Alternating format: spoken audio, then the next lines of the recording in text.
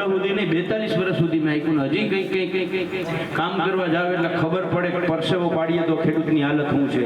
એટલે હજી ખેતી તો કરું જ છું નાની મોટી, પણ મારો જન્મ ખેડૂતના ઘરે જન્મો છું તો મારી પહેલી ફરજ એ છે કે મારે ખેડૂત માટે બોલવું જોઈએ, ખેડૂત માટે લખવું જોઈએ, ખેડૂત માટે લડવું જોઈએ.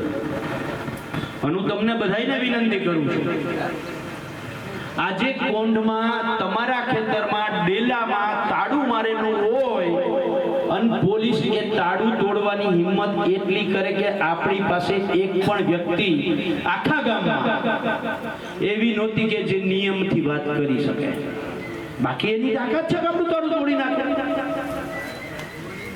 આ તમને નહીં ગમે એવી વાત છે. યુવાનો આપણે ગેમ રમીએ છીએ, ચેટિંગ કરીએ છીએ, પણ એ જ ચેટ જીપીટી હોય કે એઆઈ હોય, હવે તો ગૂગલની જરૂર નથી પડતી.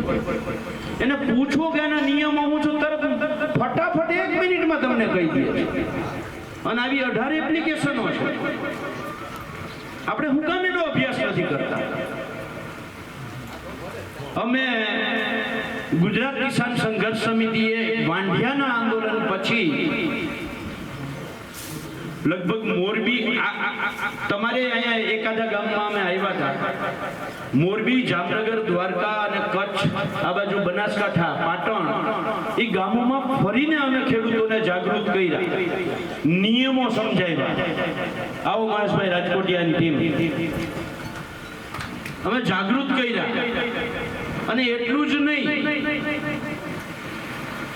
અમે ત્યારે ઉપર સ્થાનિક સ્વરાજ્યની ચૂંટણી આવતી હતી, અમે એમ કહેતા હતા કે તમારે મત જ્યાં આપવો ત્યાં આપજો, પણ તમારા હક માટે તો લડવા નીકળો. હું કોંગ્રેસમાં છું, અહીંયા પ્રદેશના નહીં રાષ્ટ્રીય આગેવાન બેઠા છે, અને એની હાજરીમાં ત્યારે હું એમ કહેતો હતો, આવું કોઈ કહે કે પક્ષમાં જિલ્લાનો પ્રમુખ હોય, પ્રદેશનો ચેરમેન હોય, અને આવું કહે કે તોય હું કહેતો હતો કે તમારા હક માટે તમે જાગૃત થાવ. અને તમારા બાજુના જ ગામમાં અમે મીટિંગ કરીને ગયા હતા, કહ્યું હતું મોરબી આવજો, કોઈ ના આવ્યા. મારી પીડા, દર્દ આ છે. લોડાઈમાં આંદોલન ચાલુ થયું લાલજીભાઈ, તો લોડાઈ વાળા એકલા લડે ને એની આસપાસના ચારેય ગામ રાહ જોઈ મારિયા ક્યાંથી મને કાપવા આવે. લોડાઈના આંદોલનમાં આપણે અહીંયા બેઠા એમાંથી એક જણો ઊંચો હાથ કરીને કયો ગમે ગયા હતા. વાંઢિયાનું અવળું આંદોલન થયું, આપણે બધા જોતા હતા, ખેડૂતોને પીડા બહુ, ખેડૂતોને હેરાન બહુ કરે, ખેડૂતોને તકલીફ બહુ. પણ આપણે ઈ આંદોલનમાં વાંઢિયામાં ગયા હોત તો આપણે ખબર જ હતી કે માંથી જતું હાલતું થયું છે, એ અહીંયાથી જ નીકળવાનું છે. આપણે ના ગયા.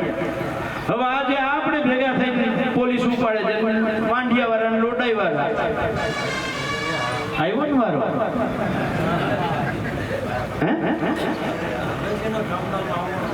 ના, એટલે હું લાલજીભાઈ એના ઉપર જ આવું છું, એટલા માટે હું વાત કરું છું. આવો કરશનદાસ બાપુ ભાદરકા, સ્વાગત છે તમારું.